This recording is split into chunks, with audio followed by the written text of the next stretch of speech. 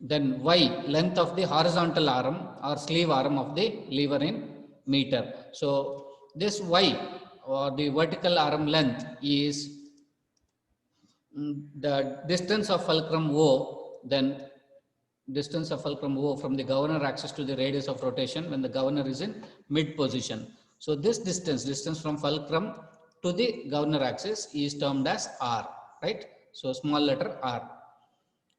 Right, making all these notations, we will move on to the actual derivation, right? Right. So basically you have two important sketches or two important position when deriving the force on the sleeve, force S1 and S2 on the sleeve at the position, right? So this is a Hartnell governor 2 arrangement. So it may feel difficult for you to understand what this sketch is. This is nothing but the bell crank lever. The bell crank lever is just modified here as a line diagram. That's all, right? So here the sleeve will be there. It will raise here. So this will be a fly ball which is going to have a centrifugal force. So it is pivoted at this point. So this is the fulcrum point O. So one is from the vertical, it is moving by an angle theta at minimum position. At maximum position, it will be in the opposite direction. What is this? So this will become centrifugal force or ball arm. So this side, on the other side, this will become sleeve arm. So here it will be fulcrum point. So it will be moving by an amount theta at maximum radius of rotation from the vertical as well as horizontal. So the radius of rotation from the governor axis, this will be R2 here. And what about here? This will be R1. So obviously R1 is minimum radius of rotation, that is smaller one, and R2 is maximum. So that's how we are just using the radius of rotation. Clear? So what are the terms involved here? You just observe. So if mutually perpendicular two arms, one is vertical arm and horizontal arm are to be nomenclatured. So Y is the distance of the length of the ball arm or horizontal arm. X is the distance of the vertical arm, ball arm, this, right? And similarly, we have theta 1, which is angle from vertical whenever it is inside, whenever at minimum speed, it moves from vertical to inside. So radius of rotation is small. You can see R1 compared to R2. You can see R1 compared to R2. R2 is larger compared to R1. So that means R1 is minimum radius of rotation and R1 is minimum radius of rotation, R2 is maximum radius of rotation. Second thing, A1 you can see here. A1 is the distance of fly ball from the fulcrum. This distance is distance of fly ball from the fulcrum. Similarly, A2 is the distance of fly ball from the fulcrum. This is A2, right? I hope this is clear in the sketch. Then we have R1 is radius of rotation. Capital R, this distance is fixed. This distance is always fixed from governor axis to the fulcrum point, right? So apart from this, we have height of the governor here. Very important thing, height of the governor here. Height of the governor means this is from the mean position, from the vertical and horizontal position till the position where it has been moved from horizontal to this is known as H1. So from horizontal, this distance is measured to the point where sleeve or R1 is there. Now, next thing is weight or whatever the forces acting on it. On the sleeve, you have two things. One is capital M into G. What is this capital M into G? M is mass of the sleeve. G is acceleration due to gravity. And S1 is the spring force at minimum position. Spring force at minimum position means the force acting on the sleeve due to the spring force or stiffness of the spring. So that is added with respect to the ms into G plus S1 divided by 2. So why we are considering 1 by 2? Because we are considering only half of the governor for our analysis, right? Now when it moves from vertical horizontal to inclined position, now this X is now measured as X1 from the point here. So this distance is X1. So that is what they have given. When it is in vertical position, it is X. When it is moved by some distance, this distance is not same equal to X, that is X1. Then again, On horizontal direction, this is y, and when it moves by an amount, when it moves from by an amount theta 1, so this distance is termed as y1 from here to here. Horizontal distance is termed as y1. So that is also clearly indicated in the sketch. Similarly, in the second sketch, in maximum position, as I told you, capital X is vertical arm length, capital Y is the horizontal arm length. So now at maximum position, angle is theta 2. Theta 2 is the angle from the vertical or with respect to horizontal. So now at mean position, at the stable position, the vertical and horizontal arm are mutually perpendicular or seen like this. At a maximum radius of rotation, it gets tilted by an amount equal to theta 2. Can you see the sketch? This is theta 2. And again, with respect to horizontal, the same amount will be plus. Because this is a single link. This is a single link. What is this? The arm length. So this bell crank lever means it is pivoted at a point. This is bell crank lever, right? Now, corresponding to it, I have again here mg plus s2 divided by 2. What is this mg plus s2 divided by 2? M into capital M into G is mass of the sleeve. S1 or S2 is the spring force due to, it is always acting downwards. Spring force due to the stiffness of the spring, right? Similarly, we have mass of the ball. Mass of the ball is small m into G. This is weight of the ball. One more force is centrifugal force, FC2, right? So FC1 is there here at the minimum position, FC2 is there at the maximum position. Now, so taking all these things in the sketch, please observe here again the distance is same. From the fulcrum point to the ball, it is A2. From the fulcrum point to the governor axis, it is again R itself, that will not change.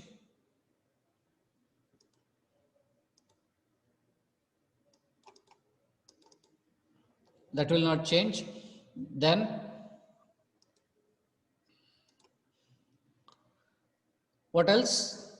The positions theta 2 and h2. Very important thing is h2. You can see h2 is what? h2 is the distance of the sleeve arm from the vertical horizontal. So if this is the mean position, after maximum speed, the now governor is rotating at maximum radius of rotation. 5 balls are rotating like this. This is FC2. Obviously, this will be theta 2. So from mean position till the ball where the sleeve has raised. So this is called as H2, right? So H2 is marked here. H2 is marked here. Similarly, H1 is marked here. So H1 plus H2 totally will give you the total sleeve lift H. So that is measured here. So that means your sleeve can move from minimum of H1 to maximum of H2. Minimum of H1 to maximum of H2. Is that clear? Okay. So this is the important sketch. If you understand, remaining is just mathematics. You are just going to simplify based on your fundamental knowledge. Clear? Now, consider the forces acting on at one bell crank lever. One bell crank lever, right? Let us take case 1 itself. The minimum and maximum speed are shown in figure 6.5. This is the figure 6.5. Let H be the compression of spring. H be the compression of spring. So this is H be the compression of spring. When the radius of rotation changes from R1 to R2, it is changing from R1 to R2. H is the total travel of the sleeve. That is from minimum to maximum speed. This is H2. From here to here, it is H2. H1 plus H2 will give you total H, right? For minimum position, please understand this. For minimum position, that is when the radius of rotation changes from R to R1. So this is the fixed distance R. From R, it is changing to R1. So this larger distance is now getting changed to smaller distance. This is R and this distance is R2, R1. So radius of rotation is less now. The compression of the spring or the lift of the spring is given by H1. So when it is moving from R to R1, it is having its sleeve lift as H1. That is your minimum speed from here to here, right? In the downward direction, minimum speed, right? Similarly, so if I take sine theta here, if it is not written here, you please write it, or you can know what is the common thing. Sine theta, if I take from this sketch, what is sine theta? opposite by hypotenuse. What is opposite? H1 divided by y. So that is what is written here. Sine theta 1, you can say. I think I have not written here. When you are writing, you can make a note when you are watching my video or class. If anything is missing, I will just tell here. Sine theta 1 equal to h1 by y. Okay. Next thing, second thing, apart from this. If I take sine theta from this sketch, from this triangle, what happens here? What happens here? Sine theta 1 is equal to opposite this distance a1 divided by hypotenuse. What is this hypotenuse? X. So if you see here, a1 divided by x, I have written. So sine theta is also equal to h1 by y, and sine theta 1 is also equal to a1 by x. So I have two things here, right? So what is this a1 from figure? What is this a1 from figure? If I want to measure this distance from here to here, a1, I have to take total r minus r1, right? This is total distance. R is total distance from here to here. I am interested in finding only a1. Therefore, I will subtract r1 out of this. That will give you a1. That is a1 plus r1 equal to r, or a1 equal to r minus r1. Is that point clear? Okay. Anybody can answer me. One of you can just unmute and say whether you are following.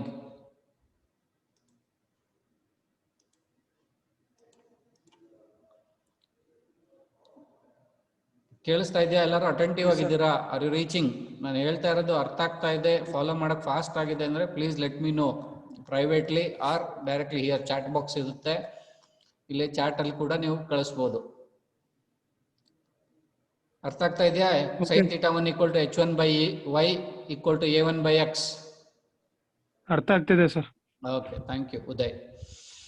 Okay, now what is the next thing? We are supposed to do, call it as equation 1.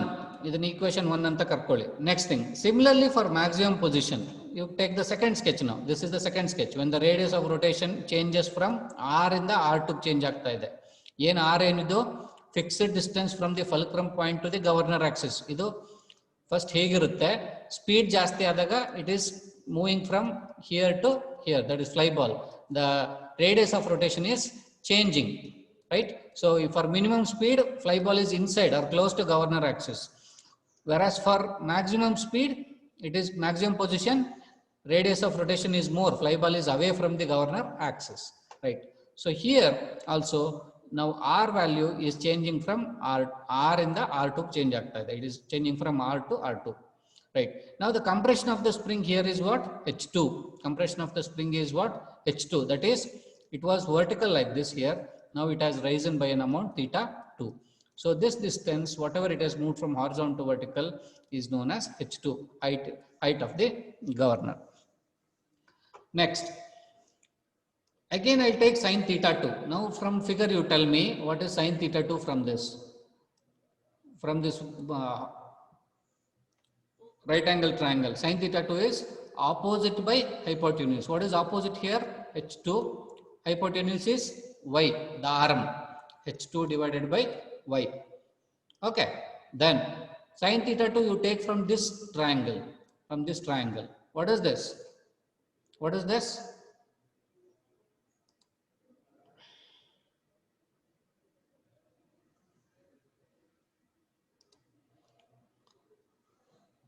Sine theta 2. Q2 by x. Yes. This distance is A2 divided by hypotenuse. What is this? X. A2 divided by x. So once we say that, then both should be equal to, what is A2 from figure? A2 is this distance from fulcrum to the ball. This is A2 for us, right? But we are interested in finding A2 by the help of R2. What is R2? Total distance. R2 minus R will give us A2. So that's what is written here. So call it as equation 2. Is everybody clear with finding the value of h2 by y and h1 by y?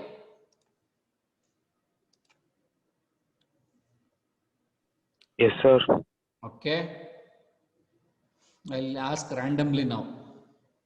Hemant SN, you can unmute and tell me whatever I have discussed till now, is it clear? Hemant SN. Are you following, Hemant? Is it clear? ಕೇಳಿಸ್ತಾ ಇಲ್ಲ, ನೀವು ಹೇಳೋದು ಕೇಳಿಸ್ತಾ ಇಲ್ಲ. Yes, sir. Okay. Muddu Ranjan. Is it clear, sir? Okay. Muddu Ranjan. Muddu Ranjan. Muddu Ranjan, is it clear? ಇಲ್ಲಿವರೆಗೂ ಅರ್ಥ ಆಗಿದೆಯಾ? Is it clear till here? Pratik KG. Pratik KG. You have to unmute and let me know. ಅರ್ಥ ಆಗ್ತಾ ಇದೆ? Yes, sir. Yes, sir. Yes, sir. Okay, okay. I'll proceed. ಅರ್ಥ ಆಗ್ತಿದೆ, sir. Okay, I'll proceed now. Now, in the next slide, if I go here, what I am doing is adding these two terms. What I am doing is adding h1 by y and h2 by y. h1 plus h2 by y, denominator is common, h1 plus h2 by y. So if I add these two terms, what do I get? R minus R1 plus R2 minus R. R and R gets cancelled. What remains is R2 minus R1 divided by X. Is that clear? That is H1 plus H2 is also equal to H. We know here, this is H2, this is H1. If I add both of them, I'll get the value of H. Clear? Next. So if I have this important relation, this is very important relation, we'll be using further also. If I use this relation for my further analysis, then I can find out the equation for it. Now, at a minimum position, now see here, at a minimum position, using the sketch here, what I am trying to say is, what are the forces coming into picture here? One force is mg plus s1 divided by 2 acting at a point, the sleeve, this is sleeve. So about point O, if I take moment, this will be acting in clockwise direction. This is clockwise direction, right?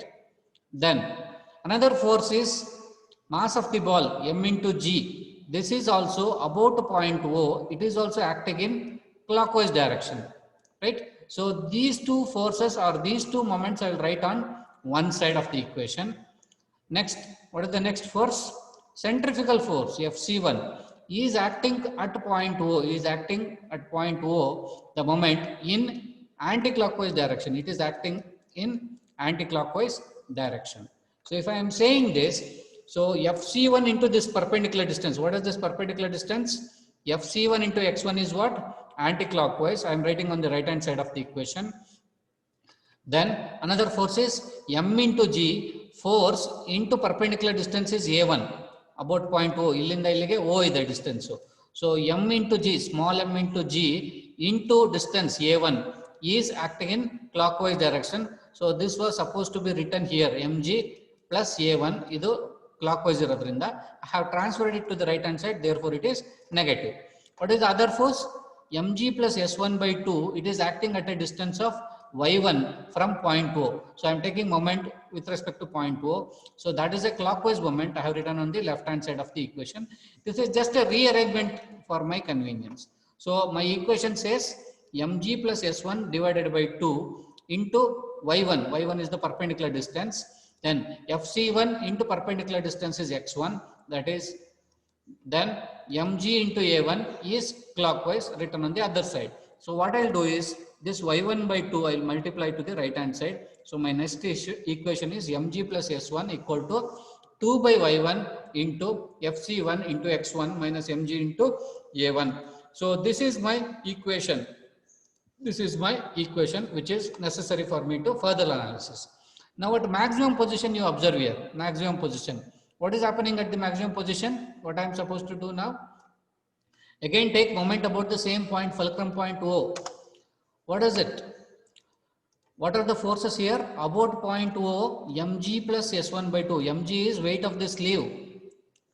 Capital M into J is weight of the sleeve. That is one force. S1 is, sorry, S2. This has to be S2. Please correct it. S2. this is acting about point O in clockwise direction. Okay. Now coming here, unlike the previous case, centrifugal force is acting in anti-clockwise direction. Mass of the ball is also acting in anti-clockwise direction about point O. So these two terms, Fc2 and small m into g, both are acting on one direction, whereas mg plus s1 by 2 is acting in one direction. So I'll write it here. So distance of Fc2 from O, perpendicular distance is x2. So Fc2 into x2 is anti-clockwise. Then MB, this small m into g, mass into g into perpendicular distance is A2. That is also acting in anti-clockwise direction. Then coming to mg plus s1 by 2, mg plus s1 by 2 is acting in clockwise direction. So that is multiplied into y2. So when I am said with this, I will multiply this y2 by 2 to the other side, to the right hand side. So this is my another equation 5. What is this? Mg plus s2 by 2 equal to s by y2 fc2 into x2 plus mg plus a2. Please make correction. Here it is plus. Here it is plus.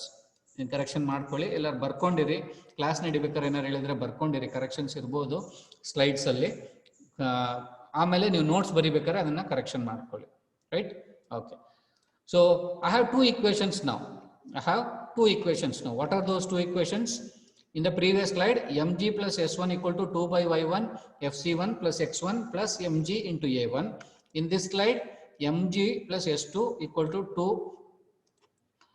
by y2 fc2 into x2 plus m into g a2, right? So I have these two equations now. I have these two equations made use in the next slide. What is this? Subtracting equation 4 from 5. Subtracting equation 4 from 5. ಏನು ಮಾಡ್ತೀವಿ ಈ equation ಏನಿದೆ ಇಲ್ಲಿ mg plus s2 ಇದು left hand side ಏನಿದೆ ಇದನ್ನ subtract ಮಾಡ್ತೀವಿ ಇಲ್ಲಿ mg plus s1. ಸೊ ಈ mg ಮತ್ತೆ ಇದು ನೆಕ್ಸ್ಟ್ mg ಎರಡು ಡಿಡಕ್ಟ್ ಆಗುತ್ತೆ s2 minus s1 ಉಳಿಯುತ್ತೆ ಲೆಫ್ಟ್ ಹ್ಯಾಂಡ್ ಸೈಡ್ ಅಲ್ಲಿ. ರೈಟ್ ಹ್ಯಾಂಡ್ ಸೈಡ್ ಅಲ್ಲಿ ಏನಾಗುತ್ತೆ 2 by y2 into fc2 into x2 plus mg into a2 ಇರೋದಕ್ಕೆ fc1 2 by y1 fc1 into x1 minus mg into a1 use ಮಾಡ್ಕೊಂಡು subtract ಮಾಡ್ತೀವಿ ಎರಡು equation. Right, so that's what I have written here. S2 minus S1 equal to 2 by y2 fc2 into x2 plus mg into a2 minus 2 by y1 into fc1 into x1 minus mg a1. ಆ equation ಹಾಗೆ ಇಟ್ಟಿರಿ, ಈಗೇನು use ಮಾಡೋದು ಬೇಡ. Next, we know that S2 minus S1 is also equal to h into s.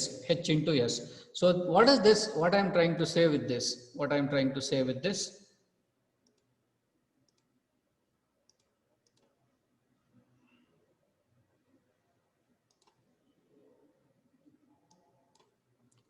to say with this is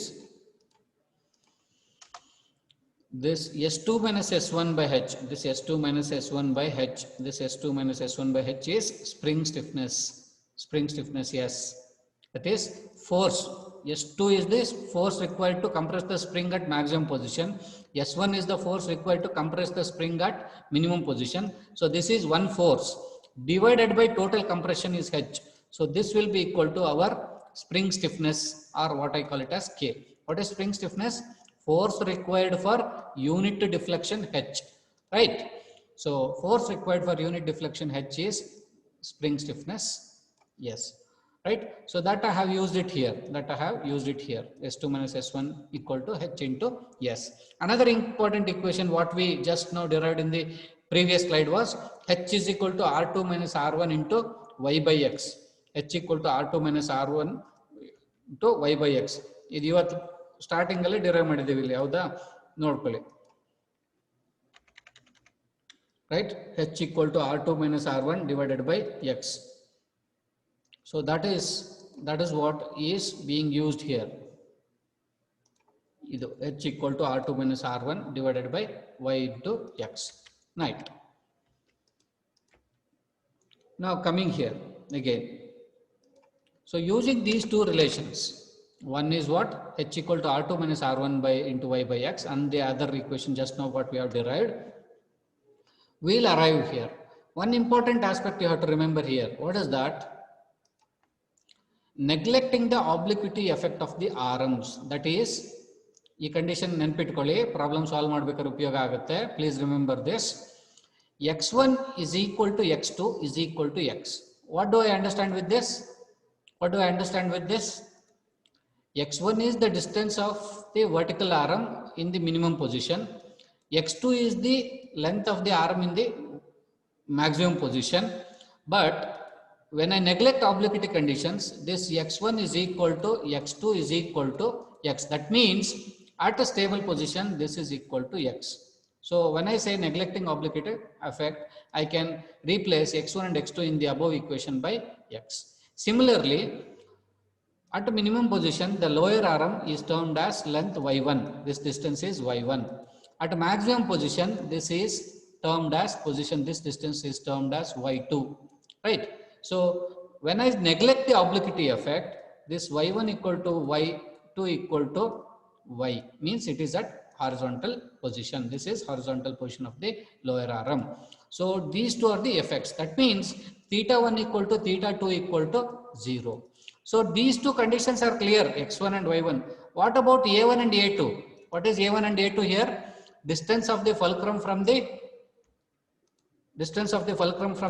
governor axis. Distance of the fulcrum point from the governor axis. So that will be equal to 0.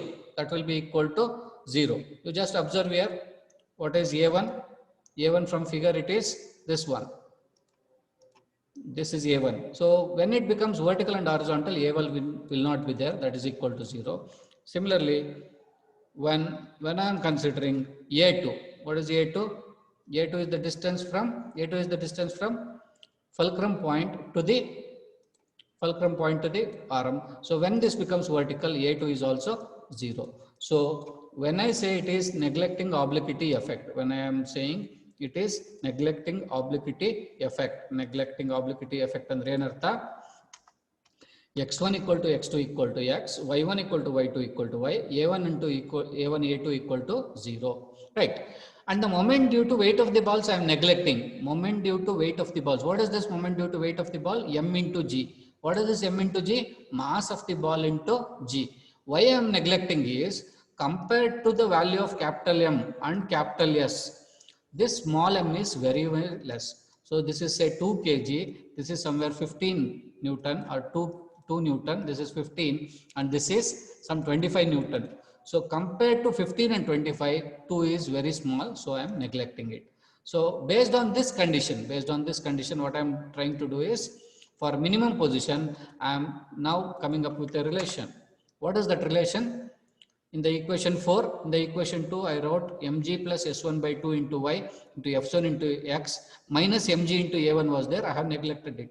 ಅದು neglect ಮಾಡಿದ್ರೆ ಏನಾಗ್ತದೆ? ಉಳಿಯೋದೇನಿಲ್ಲ, mg plus s1 equal to 2 times fc1 by into x by y. This is one important equation for solving problems. Next, that is one important thing. Next thing, for maximum position, when I say x1 equal to x2, y1 equal to y2 and a1 equal to a2 equal to 0, what do I get? mg into s2, mg plus s2 divided by 2 into y, fc2 into x. When I have this, multiply this y by 2 out to the right hand side, this becomes 2 by y or 2 times fc2 into x by y. So these two are important equations. Always you write down these important equations separately while solving problems, right?